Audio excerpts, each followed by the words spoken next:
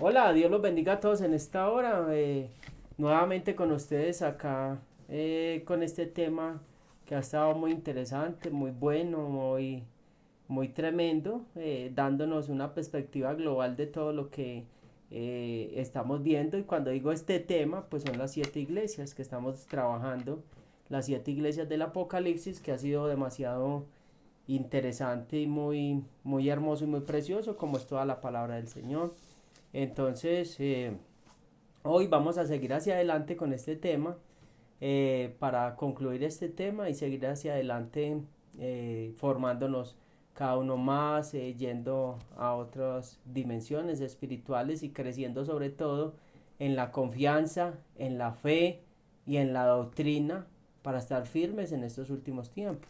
Así es, este tema ha sido muy valioso porque hemos entendido cómo en cada iglesia Yeshua así daba como un diagnóstico de la condición espiritual de cada iglesia, pero también daba el remedio y daba la instrucción a seguir.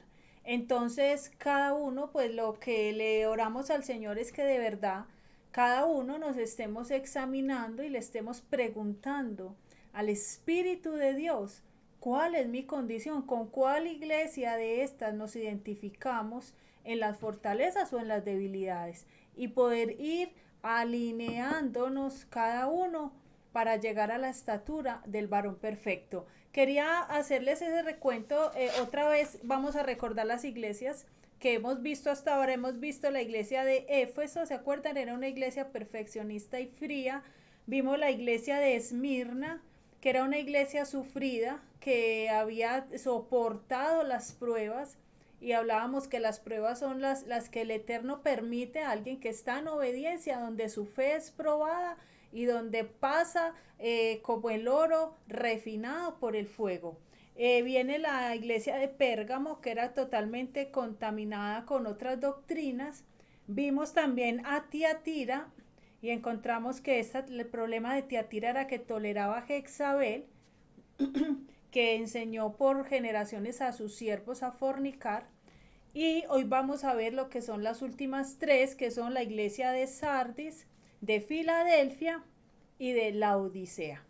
Bueno, estas tres que vamos a ver, vamos a comenzar con la de Sardis. Sardis la encontramos en Apocalipsis capítulo 3 versículo del 3 al 6, y dice de la siguiente manera, dice: escribe al ángel de la iglesia en Sardis, el que tiene los 7 espíritus de Dios y las 7 estrellas, dice esto. Sabemos que es Yeshua. Bueno, Yo conozco tus obras, que tienen nombre de que vives y estás muerto. Escuche esto.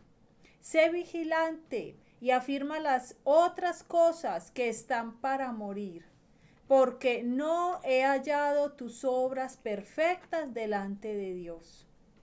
Acuérdate pues de lo que has recibido y oído, y guárdalo, y arrepiéntete. Pues si no velas, vendré sobre ti como ladrón, y no sabrás a qué horas vendré sobre ti.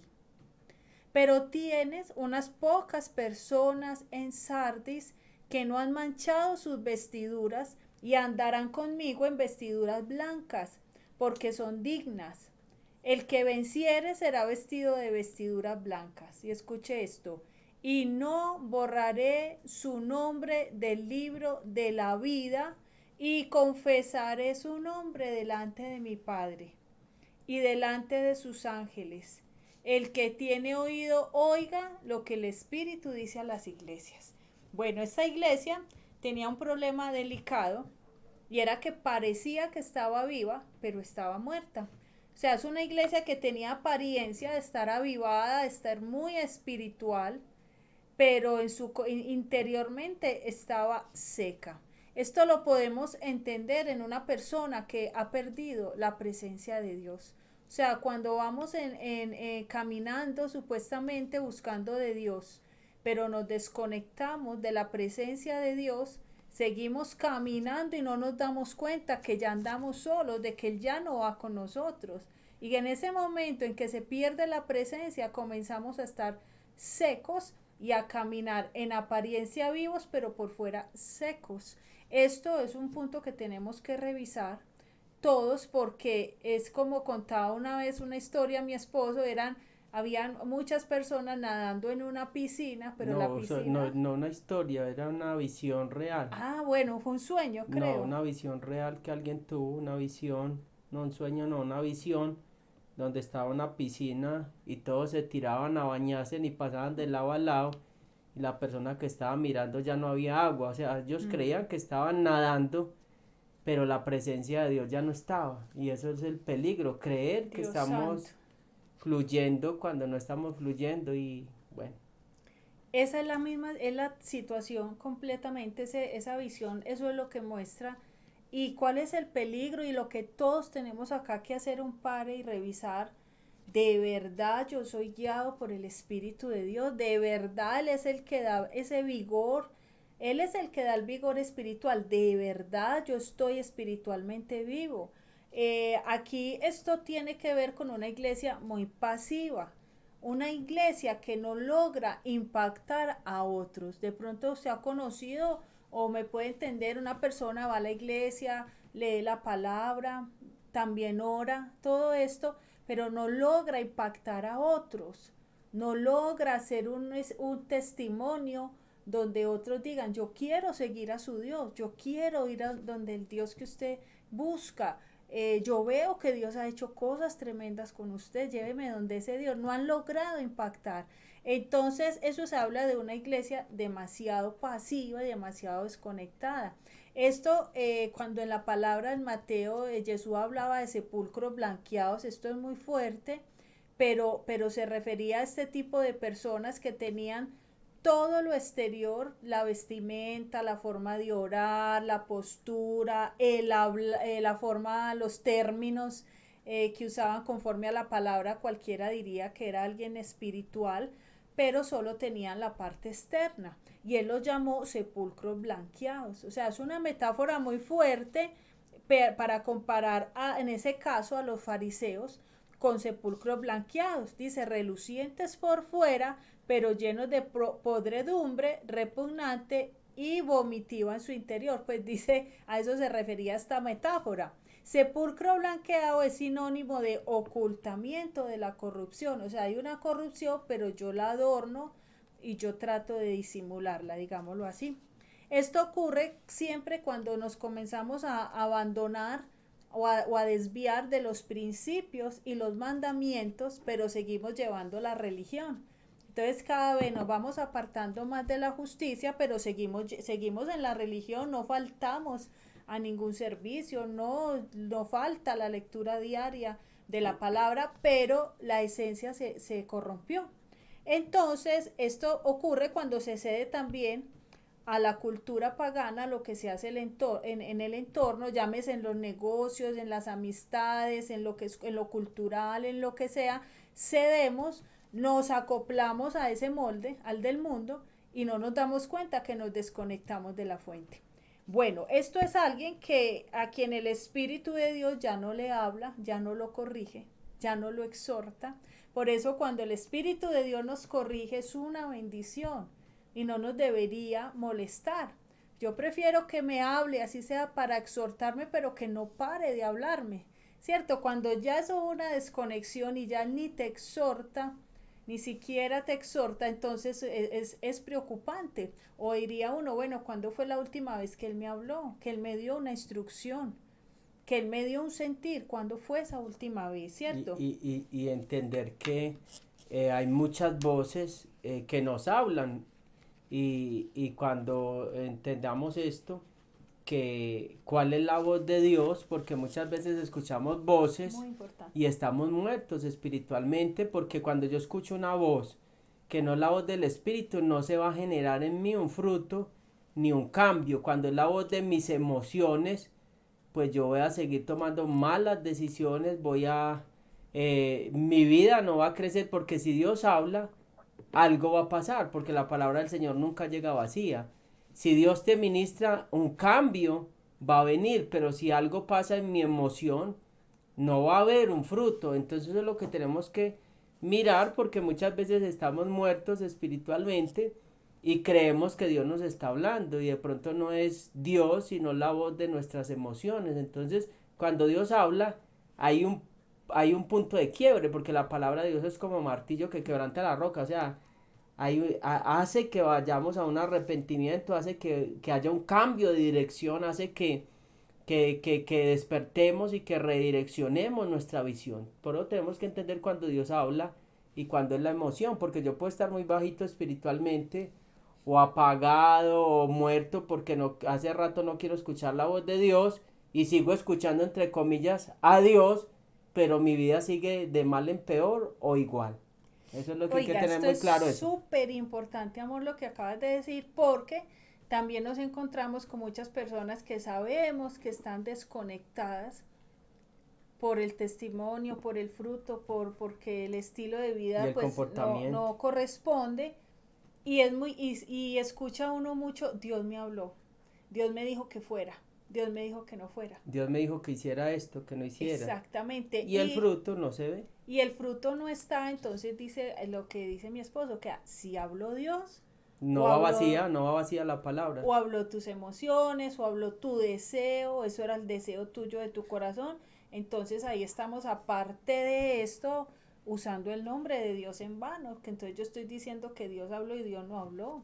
Entonces esto es delicado también. ¿Y qué pasa? Que cada vez que nos vamos alejando vamos errando, pecando y añadiéndole pecado al pecado, al punto de decir Dios mostró, Dios habló, Dios me dijo. Entonces esto es delicado, la presencia de Dios se mide es por el fruto, o sea, si hay intimidad tiene que haber un fruto, si no hay fruto es que no hay intimidad, es lo que decía mi Y esposo. lo que decía un día, que perdóname que te Ujú. interrumpa, decía un judío que hablé con él. Fuimos y hablamos con él y él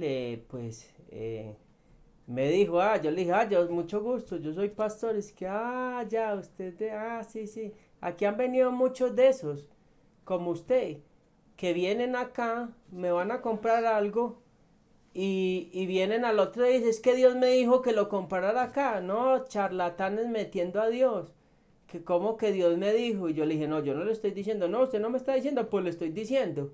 Como quien dice, cogen el nombre de Dios, Dios Ay como es de Dios. santo, de santo, de tan sublime para venir aquí a meter a Dios en cosas que es que Dios me dijo. O sea, Dios habla en cosas muy importantes y tenemos que tener muy claro es que la iglesia muy importantes o muy estructurales y hay cosas que nosotros en las que nosotros debemos tomar decisiones, ojo, y hay unas muy estructurales donde Dios entra en nuestras vidas para direccionar todo el plan, como el arquitecto dice, aquí está el plan, me va a hacer esto, esto y pum, ya, por ahí se va con esa dirección, pero no coger el nombre del Señor como un juego porque se termina ridiculizando afuera y lo que hablamos ahora pues no se ve el fruto y metemos a Dios en todas las cosas. Uy, súper importante. O Eh, sea, Debe todo esto, o sea, nos empezamos a desviar y no hacemos sino traer aña- muerte. traer muerte y añadirle pecado al pecado. Hay algo y es que esta iglesia no sufre persecución. Esa iglesia no estaba sufriendo persecución porque esta iglesia se podía confundir fácilmente con alguien que no conoce a Dios. Entonces Sí. no era un blanco de Si está persecución. muerto, ya el Sí, diablo lo tiene donde quiere. estaba igual que el mundo. Entonces, Satanás pues no va a perseguir a alguien que está de acuerdo a su modelo, ¿cierto? Satanás va a perseguir a alguien que le estorba, que es piedra de tropiezo. Entonces, esta iglesia para nada sufrió O sea persecución. que entonces una persona cuando dices que no pude ir porque el diablo no me dejó ir a la iglesia, entonces ahí qué pasa. Porque mucha gente dice eso. O Sí, sea, sí. y ve uno, pues, que muchas veces el fruto no es, o no están alineados, no fue el diablo se ocupa de gente avivada, prendida en el espíritu, y gente conectada con el reino de los cielos, no de gente que está muerta porque él ya la tiene donde él la quiere tener.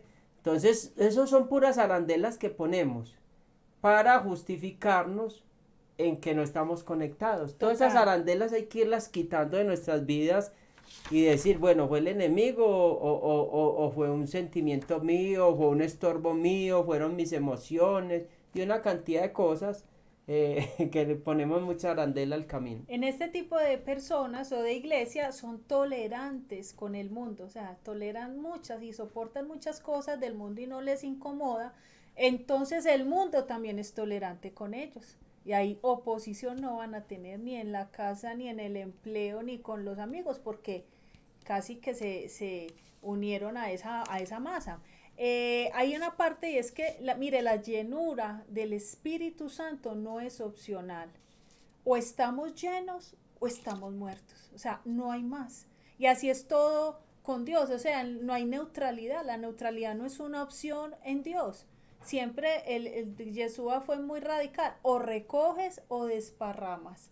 O estás conmigo o estás en mi contra. O si vienes para paz o para guerra. Pero aquí no hay neutralidad. Entonces, sí nos tenemos que cerciorar en toda esta vigilancia en la que estamos aprendiendo, sí nos tenemos que cerciorar de que de verdad sí tengamos esa lámpara, que la presencia, ese candelero del que hablábamos en las otras iglesias, que la presencia de verdad no se haya apartado, que el Espíritu de Dios no esté contristado, que no sea que estemos nadando en una piscina sin agua, creyendo que Él va con nosotros. En Primera de Reyes capítulo 18 versículo 21, Elías le dijo al pueblo, se acercó a todo el pueblo y le dijo, ¿hasta cuándo vacilarás entre dos pensamientos? Si Dios, si el Señor, si Yahweh es Dios, seguidle, y si es Baal, entonces seguidle a él. Pero el pueblo no le respondió ni una sola palabra. O sea, esto es una reflexión que tenemos que hacer hoy. No podemos seguir jugando con las cosas de Dios y con lo santo. Entonces, si quiere, algo así era, quiere el mundo, vayas entonces al mundo, quiere a Dios, entonces afírmese en Dios. Algo así fue también muy fuerte, porque claudicamos, como que hoy sí sabemos que tengo que buscar de Dios, que es una necesidad, que es urgente, pero mañana digo, no, yo quiero lo otro. Entonces, mire, el enemigo se conforma con un pedazo del corazón de cualquiera. Porque es un ladrón. Entonces el ladrón con cualquier pedazo que se logre robar, él queda bien. Pero Dios, nuestro creador, lo quiere todo. Él lo quiere todo porque es que Él pagó, Él es el dueño, Él nos creó y fuera de eso pagó por nuestra redención. Entonces Él lo quiere todo. Entonces no estamos en tiempo de darle unas áreas, pero no darle otras. No. También dice en esta palabra de Sardis, dice y no borraré dice, el que venciere será vestido de vestiduras blancas y no borraré su nombre del libro de la vida y confesaré su nombre delante de mi Padre y delante de los ángeles. Wow. Mire, es definitivo tener a Yeshua, reconocerlo como el mismo Dios hecho hombre, reconocer la divinidad de Yeshua. Si usted tiene alguna duda en este tema, vaya y busque la prédica en la que hablamos si Yeshua sí es el Mesías que el Padre envió o no. Todo lo que la palabra respalda de que Yeshua es el Mesías y que es el mismo Dios hecho hombre. Toda persona que tenga problemas con la divinidad de Yeshua, que no lo tenga como su Señor y Salvador, que no tenga claro el sacrificio en la cruz, está en un grave problema porque es imposible que su nombre esté escrito en el libro de la vida, uno. Y dos, es necesario que Yeshua no solo nos confiese delante del Padre, sino de sus ángeles, porque cuando Él venga y venga por su iglesia en el arrebatamiento, son los ángeles los que van a recoger en la cosecha, los que van a recoger su iglesia, son los ángeles. Entonces es necesario que Yeshua nos confiese delante del Eterno y delante de los ángeles. Ahora, cuando dice, y no borraré su nombre del libro de la vida, quiere decir que una vez nacido de nuevo, si anotados en este libro de la vida, si perdemos la presencia de Dios, si nos vamos, si dejamos los caminos del Señor, sí hay un riesgo de ser borrados de este libro. Porque de pronto también hay una mentalidad o una creencia que dirá que una vez anotados ya quedamos siempre anotados en ese libro. Cuando él dice, y no borraré, es que hay posibilidad también de ser Pero, borrados. y la palabra dice que el que persevere hasta el fin, ese será salvo. O sea que hay que perseverar, pelear hasta el final. No es hacer la oración y quede listo y yo ya camino con Dios, perdón, y voy con Dios y Dios está conmigo. No, es perseverar hasta el final, o sea, es seguir en una batalla. Amén, porque mire lo que dice, este libro, el libro de la vida del Cordero, no es un libro físico, es un libro espiritual y le pertenece a Yeshua. En él se encuentran los nombres de quienes son considerados justos ante Dios y que permanezcan fieles hasta el fin, lo que acaba de decir mi esposo. Estos recibirán la vida eterna. Cuando alguien es borrado del libro, significa que está destinado a morir para siempre. Entonces, esto está pues sustentado todo en Apocalipsis, en el libro de Apocalipsis. Entonces sí hay que pedirle al Padre siempre, Señor, no borres ese nombre mío de ahí del libro de la vida. Ayúdame a perseverar hasta el final, ayúdame a enderezar, ayúdame a ser fiel, pero no borres mi nombre del libro de la vida. ¿Cuáles son las recomendaciones que Yeshua le da a Sardis al final? Le dice, una, sé vigilante. Tienes que estar despierto, tienes que estar juicioso con los tiempos, tienes que ser entendido. Dos, afirma lo que está para morir, lo que está por morir, dice, porque no he hallado tus obras perfectas. Quiere decir que hay obras de la carne que todavía no las has vencido. Todavía tienes ira, seguramente celos, amargura, rabia, contención, gritos, un mundo de cosas. Entonces te diciendo, revises esas obras de la carne, vaya a Gálatas, revise qué obras de la carne usted todavía no ha muerto y no ha vencido, que están por morir. 3, acuérdate de lo que has oído, dice también ahí en Apocalipsis. Quiere decir, de lo que se te ha predicado, de la buena doctrina, acuérdate, todas esas enseñanzas que usted ha recibido, acuérdese, recuérdelas. 4, dice, guárdalas. ¿Qué quiere decir que las guarde? No solo que las recuerde, sino que las entre a su corazón, que las adhiera y que de verdad hayan cambios, que de verdad haya fruto. Y por último le dice, 5, le dice, arrepiéntete. Entonces esta iglesia, encontramos una iglesia que está, Dios, Dios le está dando la oportunidad de decirle, mire, corrija, haga estos cambios, haga estos correctivos, y usted ya no solo va a parecer viva, usted va a ser una iglesia viva. Persevere y sea fiel hasta el fin. Esta es la enseñanza para la iglesia de Sardis. Mire, hay algo de acá muy importante cuando vemos las 7 iglesias tienen una característica en común y es que el Señor la llama una tesubá o a un arrepentimiento. En hebreo es tesubá. Tesubá es hacer un pare en el camino y retornar a casa, volver a casa. Tesubá es volver a casa. Y para hacer un pare necesitamos ser demasiado humildes. Ahora, cuando vemos ese parámetro establecido en las 7 iglesias, vemos también un parámetro establecido desde Mateo a Apocalipsis. Dios nos llama a una tesubá, a un arrepentimiento, a que nos volvamos al Padre. Ese es el mensaje del arrepentimiento, y lo más raro cuando se habla de todos estos temas del arrepentimiento, del cambio, de un cambio de vida, de un cambio de actitud, de un cambio de postura en la sociedad, un cambio de mentalidad, un cambio de vida espiritual para tener la verdadera vida espiritual conectada con Cristo y con los estatutos y los mandamientos del Padre. Es la parte que más es ignorada y menos gusta cuando se habla de lo que es el arrepentimiento, porque siempre estamos esperando la promesa, pero sin ningún compromiso. Y me parece muy hermoso el mensaje de todas estas iglesias porque es muy completo, o sea, le exalta lo bueno que tiene, les dice la debilidad, les da promesa. Y les hace una advertencia, también les dice, cuidado, miren que tienen eso bueno, no lo vayan a desbaratar. Me parece muy hermoso, es un mensaje equilibrado y eso es lo que necesitamos, un mensaje equilibrado para que podamos caminar en el Señor. Y dice, vamos a hablar de la iglesia de Filadelfia, dice, escribe al ángel de la iglesia en Filadelfia, esto dice el santo, el verdadero, el que tiene la llave de David, el que abre y ninguno cierra, Amén. Y cierra y ninguno abre. Yo conozco tus obras, he aquí he puesto delante de ti una puerta abierta, la cual nadie puede cerrar, porque aunque tienes pocas fuerzas, has guardado mi palabra y no has negado mi nombre.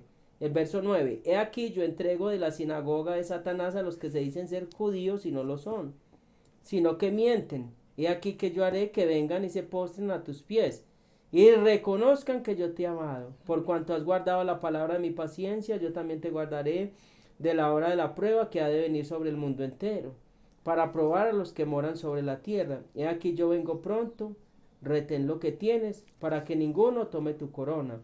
Al que venciere, yo lo haré columna en el templo de mi Dios, y nunca más saldrá de allí.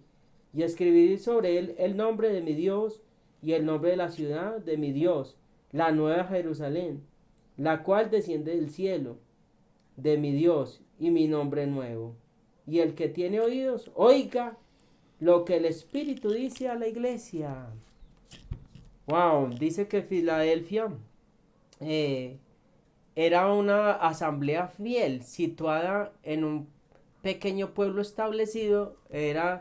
Se construyó para que fuera un centro de cultura griega, y era muy famoso este pueblo por los viñedos que lo rodeaban, y en ese lugar temblaba muy seguido. También estoy viendo, temblaba muy seguido, el lugar de Filadelfia temblaba muy, muy seguido.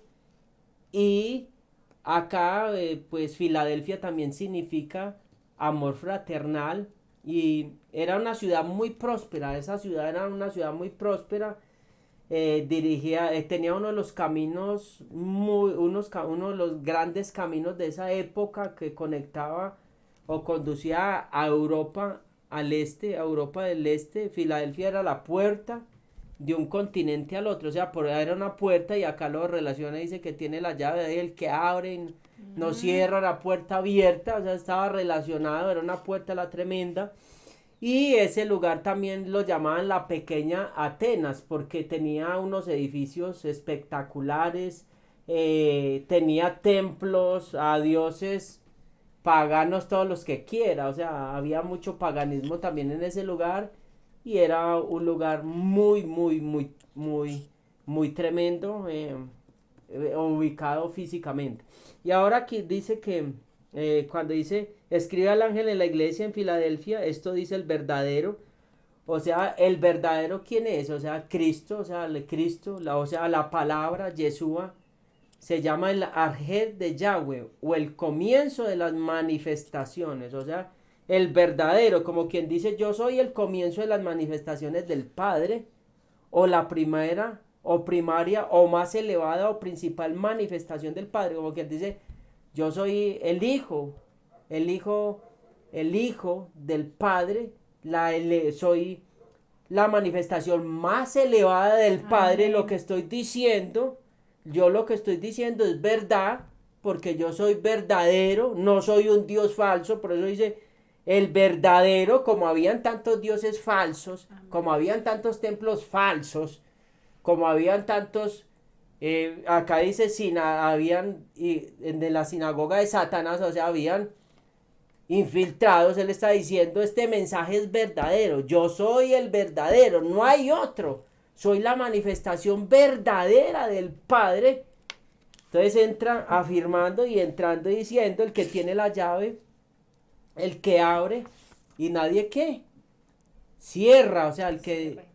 Entonces acá nos está hablando que él es el verdadero, que él tiene el poder, es la manifestación más alta del Padre, que no hay otro fuera de él.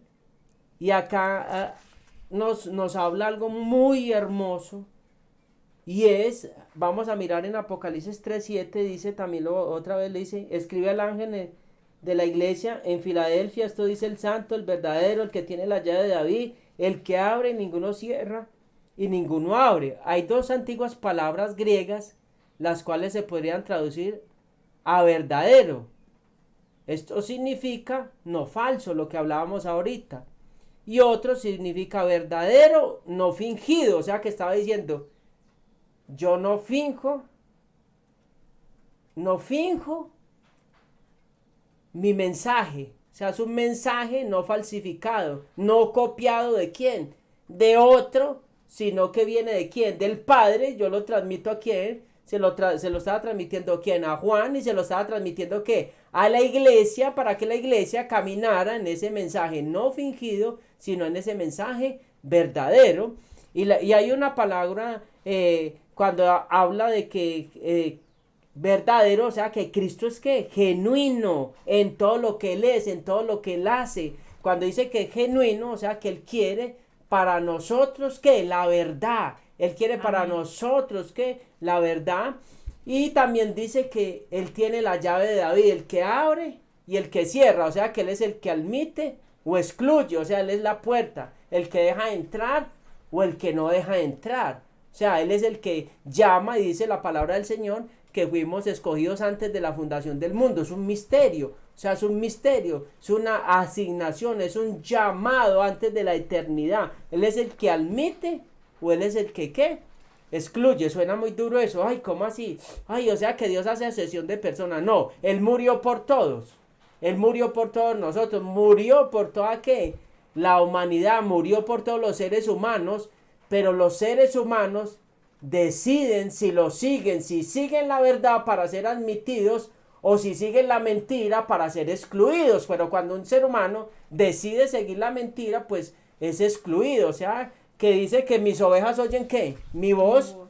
y ellas me siguen, la reconocen y me siguen. O sea, cuando reconocen la voz, son admitidos ¿por quién? Por el Señor, que tiene una puerta ¿qué? Abierta. Mire que Él tiene la llave de David, el que abre y nadie ¿qué?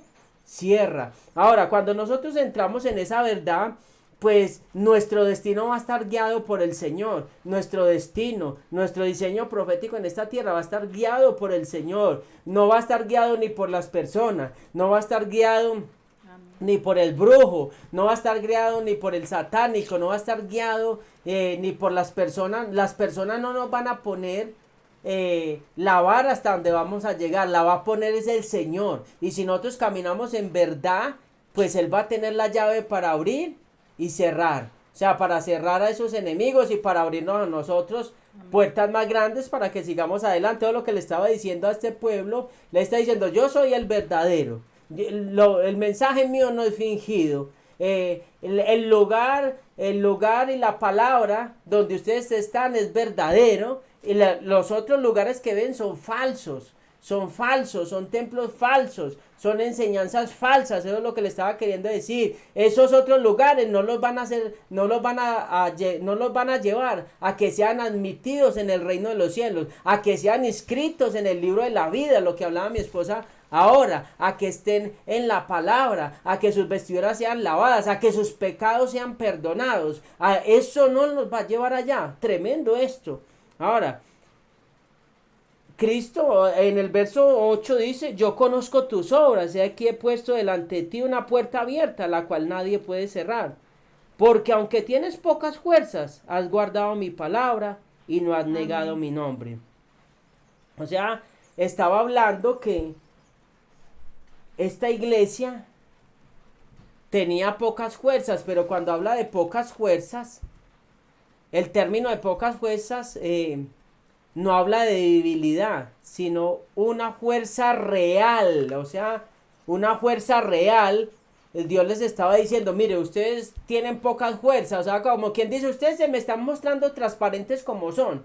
Ya aquí no se están ni espiritualizando, ni levantando más de lo que ustedes creen, porque muchas veces nos espiritualizamos más de lo que tenemos que espiritualizarnos también, y cuando vienen los ataques pues nos golpea mucho el orgullo, el ego y una cantidad de cosas, porque somos seres humanos. Él le estaba diciendo, ustedes tienen poca fuerza, sí, ustedes entendieron que ustedes tienen una limitación, y ustedes entendieron que dependen de mí. Wow, tremendo. Esta iglesia dependía, sabía que era limitada, sabía que tenía una limitación y que iba hasta cierto punto, y de ahí para allá juega la soberanía de Dios, que tiene que la llave que abre y el que cierra, el que abre. Entonces, cuando vemos esta iglesia, vemos algo muy hermoso, y es que esta iglesia entendió que si Dios quería hacerlo, lo hacía, porque muchas veces Dios no quiere sanar, muchas veces Dios no quiere liberar, muchas veces Dios no quiere dar una respuesta en algo, y eso no indica que no deje de, eso no indica que Dios no es Dios. Pero esta iglesia aprendió a confiar en Dios. En los momentos difíciles también dice, aunque tienes pocas fuerzas, en el 8, has guardado mi palabra y no has negado mi nombre. O sea que estaban bajo presión, estaban bajo hostigación, estaban bajo presión, bajo persecución y estaban ahí. Se mantuvo y por eso dice la palabra, no es con fuerzas, no es con ejércitos, sino con mi Santo Espíritu. Wow, esta iglesia sabía que era con el Santo Espíritu de Dios, sabía y entendía que era con el Espíritu de Dios. Eso es lo que tiene que entender la iglesia, porque hay momentos, hay momentos donde buscamos mucho a Dios, podemos buscar mucho a Dios, y hay momentos donde llegamos al punto ese de la limitación, donde necesitamos la gracia de Dios para que nos ayude a pasar esas limitaciones, para que nos ayude a ir al otro lado. ¿Qué es la gracia? Algo que no merecemos. Es un favor inmerecido, es un regalo de Él. Porque cuando nuestras fuerzas se agotan, Él viene y da sus fuerzas sobrenaturales. Cuando ya no podemos más ni levantar las manos, estamos cansados de la batalla, estamos cansados de la pelea, estamos cansados de la misma situación, viene el Señor y nos da esas fuerzas sobrenaturales. Yo creo que los momentos más tremendos donde yo he visto la gloria de Dios o la hemos visto nosotros como ministerios, cuando uno no puede más, cuando no damos más, es donde más se derrama la gloria de Dios, como esa gracia, como Dios diciendo, yo sé que tienes pocas fuerzas para seguir peleando, pero yo sé que eres fiel, te has guardado, has estado ahí, y viene esa gloria y se derrama, y ahí es donde empiezan a ocurrir los milagros más grandes, donde empieza a venir ese bálsamo de la presencia de Dios sobre nosotros, donde uno dice, verdaderamente no son mis fuerzas, verdaderamente yo no daba más en este momento, verdaderamente no tenía fuerzas para seguir batallando espiritual, y vienen esas fuerzas del Espíritu Santo, viene el Consolador sobre uno y le da ese refrigerio tan tremendo. Esto es algo muy hermoso cuando Dios nos llama a que confiemos en sus fuerzas, en que Él tiene las llaves, o sea, Él tiene la autoridad. Le estaba diciendo a esta iglesia, yo tengo ¿qué? La autoridad. ¿Se mantuvieron qué? Esta iglesia, fieles en los momentos difíciles. Cristo, otra cosa de esta iglesia, pues lo que hemos dicho siempre, conoce todas las obras. Otra cosa, esta iglesia tenía una puerta abierta, o sea, una oportunidad para evangelizar. Eso es lo que les estaba diciendo el Señor. Yo tengo una puerta que abierta, pero esto lo podemos decir, ay, tengo la puerta abierta, sí, tengo una puerta abierta. Y esa puerta abierta es para evangelizar, para hablar la palabra. Esta iglesia sabía que tenía una puerta abierta, que tenía una oportunidad. ¿Cuántas puertas se nos abren a nosotros? Dios nos da oportunidad de hablarle a una persona, de evangelizar.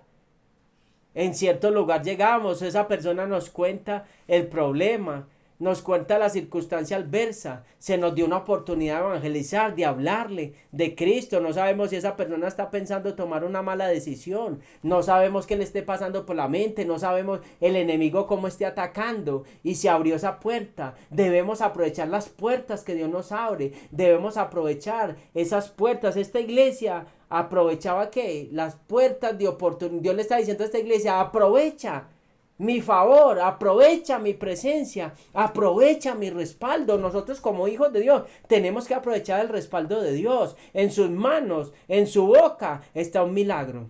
En su boca está la liberación de alguien. En su boca está la restauración de alguien. Eso es lo que está diciendo el Señor. Tengo una puerta abierta. Y eso fue lo que hizo Cristo. Tenemos un sumo sacerdote que nos rompió el velo, que nos abrió la puerta para entrar al lugar santo, al lugar santísimo. Podemos entrar al trono de la gracia confiadamente. Nos abrió ¿qué? Una puerta.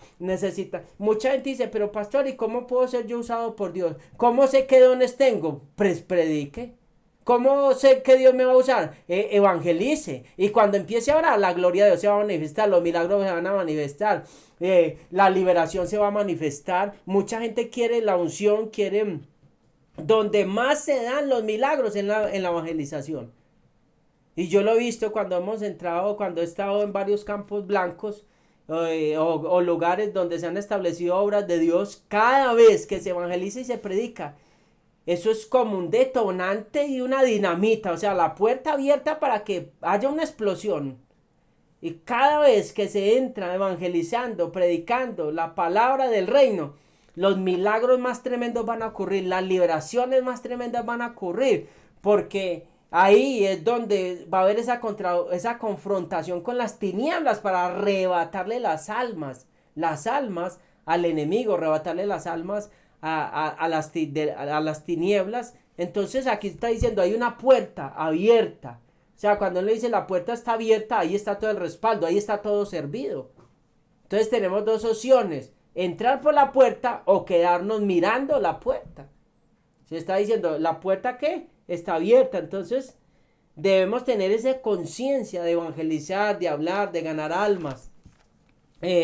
Debemos tener esa, cuando le dice la puerta está abierta, entonces él se está diciendo, tengan una confianza de hablar, que yo los voy a respaldar. ¿Qué le dijo a los discípulos? Mire, vaya, no lleven dos vestidos, no lleven nada, que en el camino les voy a proveer. Tremenda, tremenda. O sea, la puerta está abierta, no se preocupen por nada. Váyanse, que yo en el camino tengo todo listo. Tremendo ese nivel.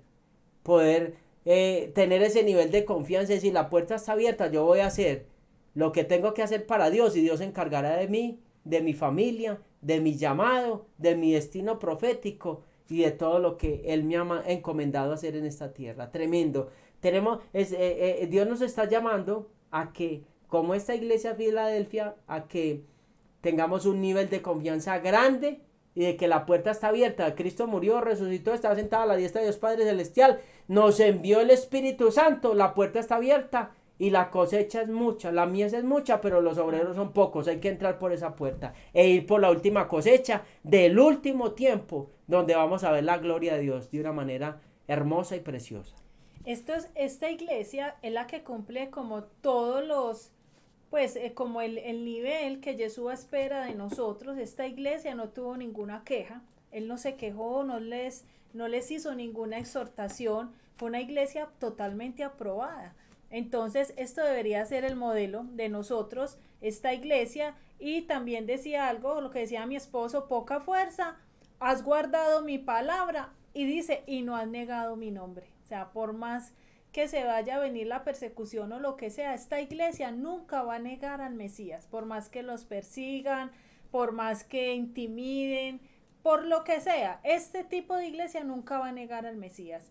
Y hay algo también, y dice que yo he aquí, yo también te guardaré de la hora de la prueba que ha de venir sobre el mundo entero. Lo hablábamos en otra ocasión, que al que es remanente, esta iglesia es la que es remanente. Esta iglesia cumple las características de remanente, y a esta iglesia es a la que Él prometió que nos iba a librar de la hora de la ira que vendría sobre la prueba que vendría sobre el mundo, que es la ira de Yeshua cuando Él venga a ejecutar los juicios. ¿Se acuerdan que hablábamos que no es que nos iba a librar de la tribulación? No, antes esta iglesia yo creo que va a ser de las más perseguidas, porque no va a negar a Yeshua en ninguna manera ni va a bajar los brazos, pero sí nos va a librar de la hora de la ira, que es el juicio que cuando venga Yeshua la segunda vez acá sobre la tierra a ejecutar los juicios.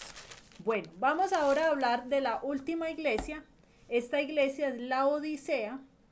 Esta iglesia es la que tiene la condición más triste, porque en las otras iglesias Yeshua exaltaba cosas buenas y dejaba también ver las cosas que estaban por corregir, pero como en Filadelfia todo era bueno, pero en esta iglesia no había nada bueno, todo fue queja, todo lo que Yeshua les habló fue exhortación.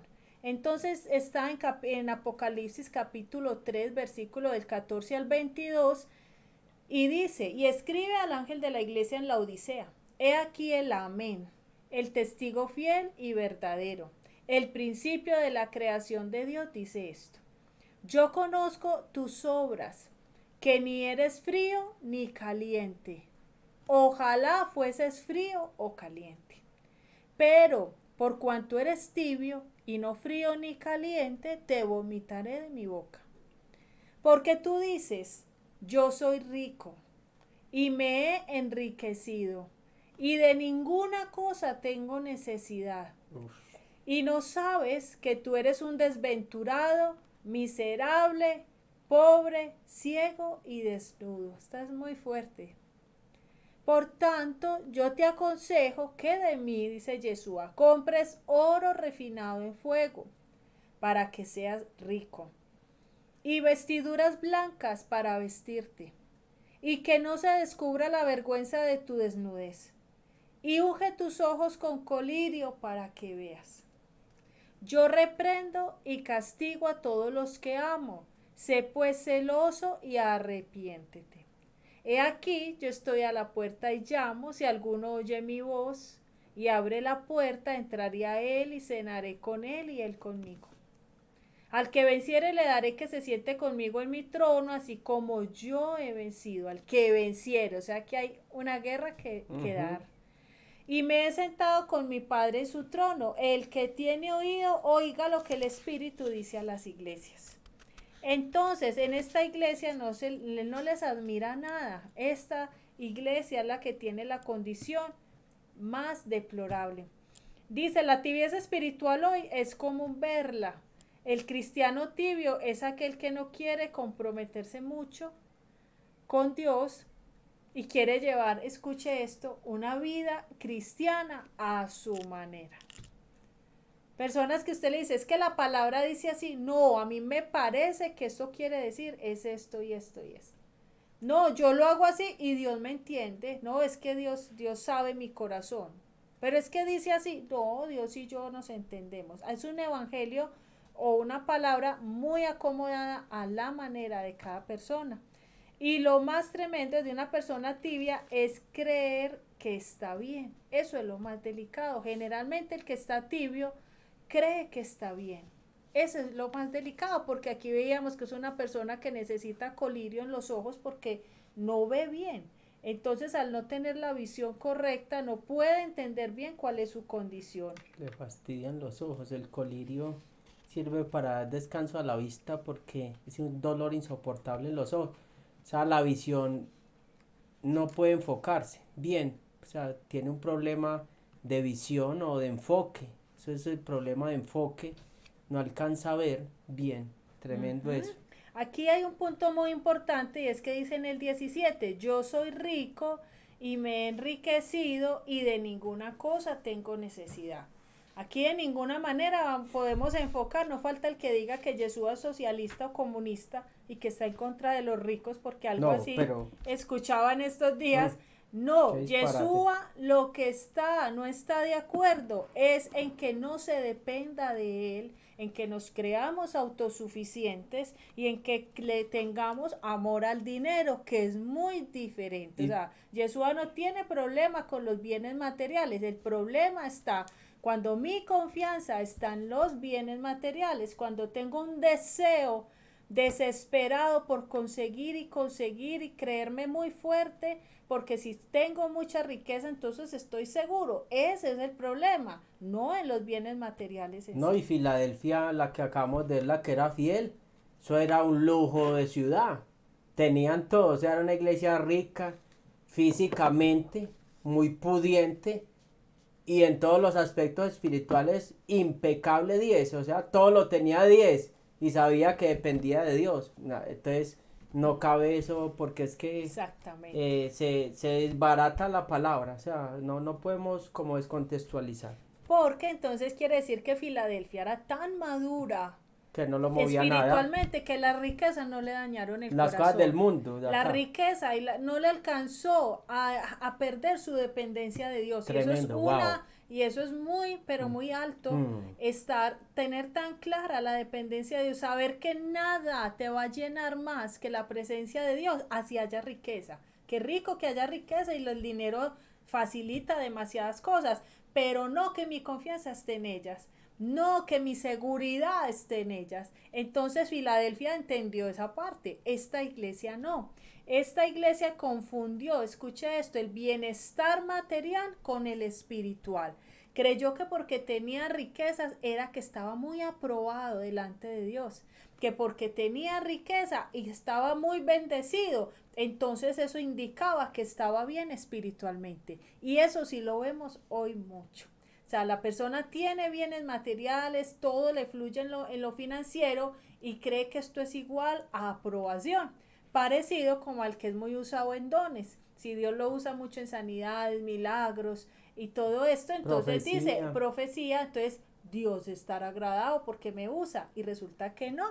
Recuerden que los dones son irrevocables, pero entonces puede decirnos después: apartados de mí, hacedores de maldad. Bueno, y aquí en lo financiero no quiere decir de ninguna manera que esto sea el medidor de la aprobación.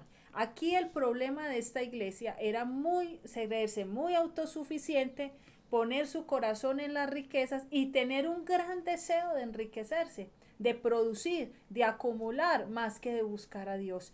Miren lo que dice en Primera de Timoteos capítulo 6, versículo del 9 al 10, dice: porque los que quieren enriquecerse, estamos hablando no del que trabaja y tiene su sustento y tiene unos ahorros, no.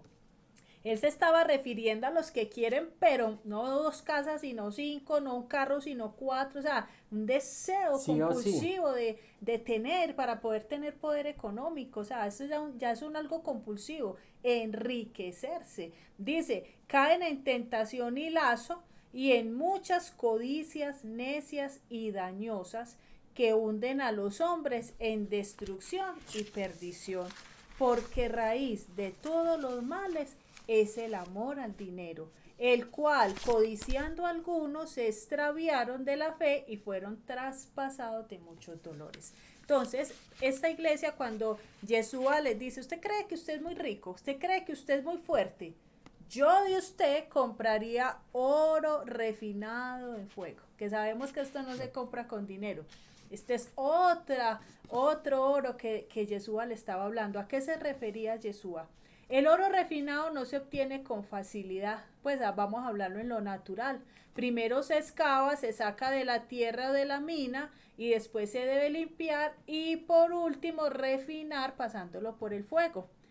En la Biblia el oro representa lo divino, representa nuestra fe en Dios, la cual debe ser puesta a prueba. ¿Cómo nos pasan la fe?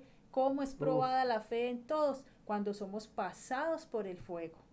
En Primera de Pedro capítulo 1 versículo 6 al 7 dice: en lo cual os regocijáis grandemente, aunque ahora por un poco de tiempo, si es necesario, seáis afligidos con diversas pruebas, para que la prueba de vuestra fe, más preciosa que el oro que perece, aunque probado por fuego, sea hallada en alabanza, gloria y honor y en revelación de Yeshua. O sea, es lo que el Yeshua les estaba diciendo era: usted cree que usted, porque tiene plata o dinero, usted es muy rico. No, yo siendo usted, yo revisaría si usted se ha sido pasado por el fuego y si se ha salido aprobado en la fe, en la paciencia, en la perseverancia.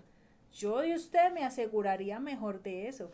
Y también tan lindo le dice: y vestiduras blancas para vestirte, porque esta iglesia eran muy ricos y tenían muchos, como que fabricaban telas negras y eran muy ricos y muy fuertes en esto. Entonces le dice: usted cree que porque usted produce telas, entonces tiene mucho para vestirse. No, yo de usted compraría vestiduras blancas. En Apocalipsis se explica que las vestiduras se emblanquecen es con la sangre del cordero. O sea, nadie puede tener vestiduras blancas si no recibió a Yeshua, si no fue lavado en ese sacrificio. Es imposible tener vestiduras blancas. Y dice, en Apocalipsis capítulo 7, del 13 al 14, dice, y uno de los ancianos habló diciéndome, estos que están vestidos con vestiduras blancas, ¿quiénes son y de dónde han venido? Y yo le respondí, Señor mío, tú lo sabes. Y él me dijo, estos son los que vienen de la gran tribulación. Si ven que sí se pasa por la gran tribulación, y han lavado sus vestiduras y las han emblanquecido en la sangre del Cordero.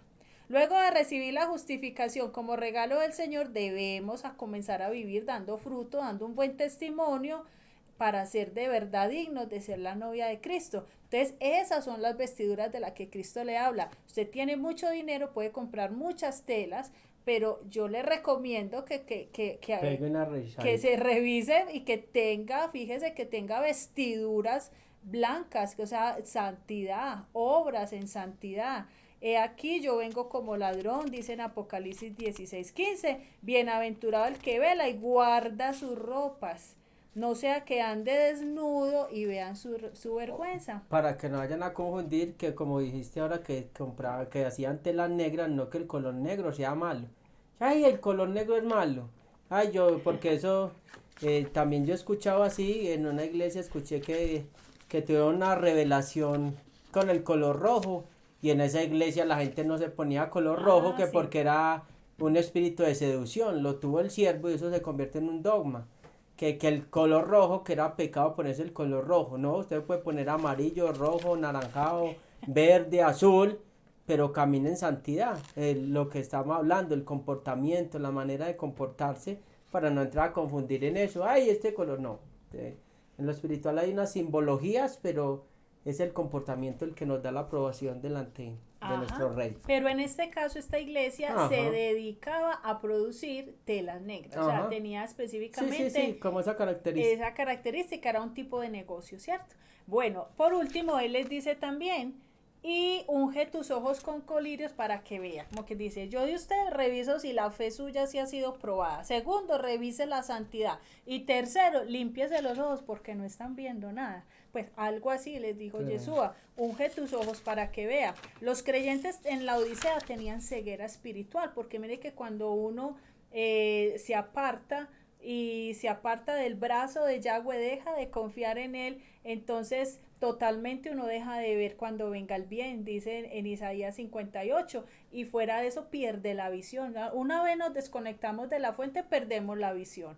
Perdemos hacia dónde vamos, por dónde vamos, dice que aún de día se tropieza, no veían bien las cosas, no veían bien la línea entre lo bueno y lo malo, o sea, no discernían entre lo santo y lo profano, se comienza a caminar en torpeza.